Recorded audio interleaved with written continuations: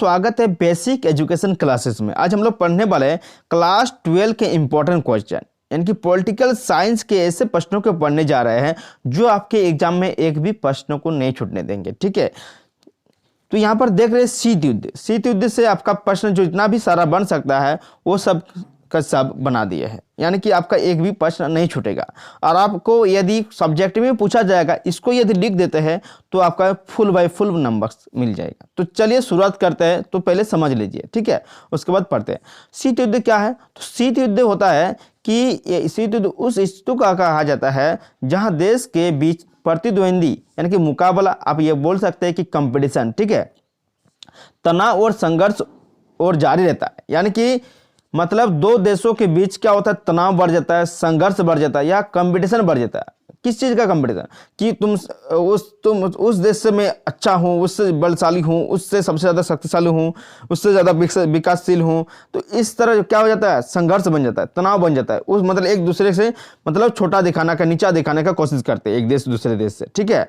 और उसमें कोई इस तरह का मतलब युद्ध नहीं होता है, लेकिन बहुत ही ज़्यादा तनाव हो जाता है, संघर्ष भरी हो जाता है, ठीक है। तो इस युद्ध को नाम दिया गया है शीत युद्ध। यानी कि उसमें हथियारों मतलब एक आर्मी दूसरे आर्मी मतलब एक देश का आर्मी दूसरे आर्मी के ऊपर टूटता नहीं है, लेकिन जो उसमें जो हथियार होते हैं वो अपना बल दिखाते हैं, हथियारों का वो भी अपना बल दिखाते हैं। तो इस तरह के युद्ध को क्या कहा जाता है? तो शीत युद्ध कहा जाता है। देखिए, शीत युद्ध सबसे पहले किन किन देशों के बीच हुआ था? तो सोवियत संघ, जो आज के रूस है, अमेरिका, दो महाशक्तियों के रूप में उभरे, ठीक है।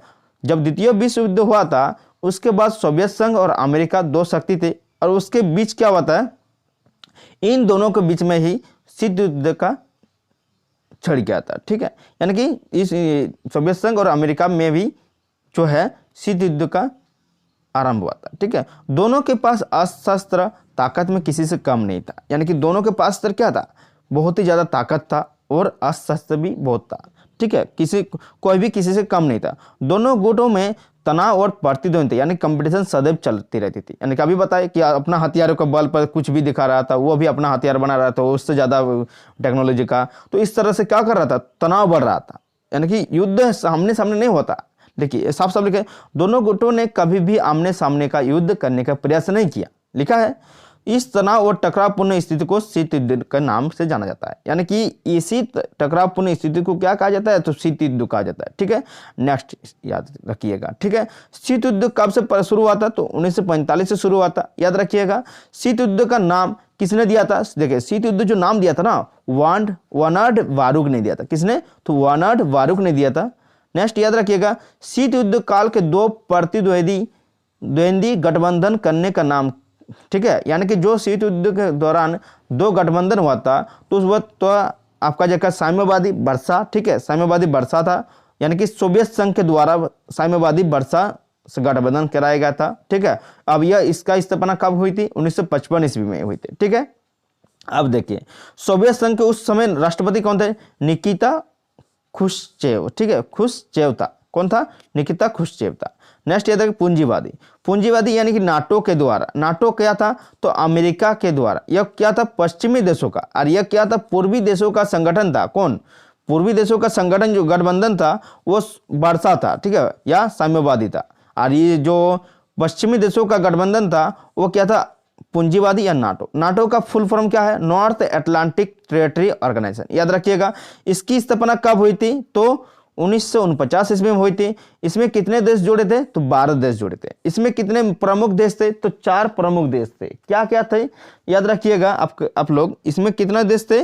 साम्यवादी में 4 प्रमुख देश थे। इसमें 4 प्रमुख देश थे। आपका जाकर 4 नाम हम आपको बता रहे, ठीक है। रोमानिया, याद रखिएगा, क्या? रोमानिया, बुल्गारिया, चेकोस्लोवाकिया और पोलैंड। क्या क्या बोले? रोमानिया, बुल्गारिया, चेकोस्लोवाकिया और पोलैंड जो था ये प्रमुख देश थे, ठीक है, याद रखिएगा। चलिए आगे बढ़ते हम लोग। तो आगे है पूंजीवादी। इसमें जो था, जो नाटो जो था उसमें पूंजीवादी लोगों को क्या किया गया था? शामिल किया गया था, ठीक है। पूंजीवादियों का इस संगठन था, ठीक है, यानी कि पूंजीवादी देशों का संगठन था, ठीक है। अमेरिका, यह अमेरिका पश्चिमी का 1949 में 12 देश थे, ठीक है। सॉरी, इसमें पश्चिमी जुड़ गया है, यानी इसमें क्या था? पश्चिमी गठबंधनों का जो था वो पूंजीवादी नाटो था। ठीक है, इसमें अमेरिका जॉन एफ राष्ट्रपति था, जॉन एफ कैनेडी था। क्या था? जॉन एफ कैनेडी था, याद रखिएगा। पश्चिमी आपको पूछा जाएगा, पश्चिमी जो गठबंधन था वो क्या नाम था? तो पूंजीवादी था। और पूर्वी गठबंधन जो था वो वर्षा था, यानी कि क्या नाम था? साम्यवादी। ठीक है, आगे पढ़ते। तो राष्ट्रपति का क्या नाम था अमेरिका के उस समय? जॉन एफ कैनेडी था। और जो सोवियत राष्ट्रपति क्या नाम था? निकिता खुश्चेव था। ठीक है, नेक्स्ट आगे याद रखिएगा। शीत युद्ध के दौरान पूंजीवादी उदारवादी लोकतंत्र गुट का नेतृत्व अमेरिका कर रहे थे। यानी कि पूंजीवादी जो थे, पूंजीवादी क्या होता है? साम्यवादी, पहले समझ लेते हैं। देखिए, पूंजीवादी यानी कि जिसमें जितना भी कुछ है, मतलब जैसे प्राकृतिक संसाधन हो गया, उसमें जितने भी संसाधन है उसका नेतृत्व जो है स्वयं करते थे, यानी कि निजी कंपनियां, निजी लोग करते थे। क्या करते थे? निजी लोग ही करते थे। इसमें जो साम्यवादी मतलब समाजवादी, इसमें सरकार द्वारा प्राकृतिक संसाधनों या श्रम का क्या करते थे?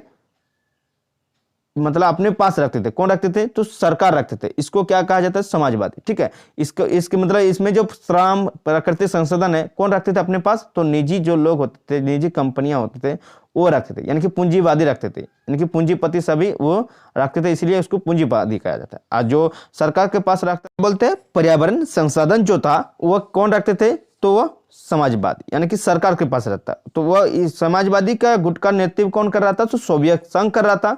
पूंजीवादी उदारवादी लोकतंत्र गुट का नेतृत्व कौन कर रहा था? अमेरिका कर रहा था। शीत युद्ध में हथियारों की होड़ शुरू हो गई थी, मतलब सबको ही, मतलब जो देश थे अमेरिका और सोवियत संघ था, वो अपने हथियारों के होड़ लगाने में शुरू कर दी। मैं होड़ लगाना मतलब क्या? वो अपने अपने हथियारों की जमा करने लग गए थे, यानी कि अच्छे हथियार बनाने लग कर अपने पास रखने लग गए थे। ठीक है, तो यह था आपके जाकर शीत युद्ध के दौरान क्या क्या हुआ था, तो उसके बारे में आज हम लोग पढ़े।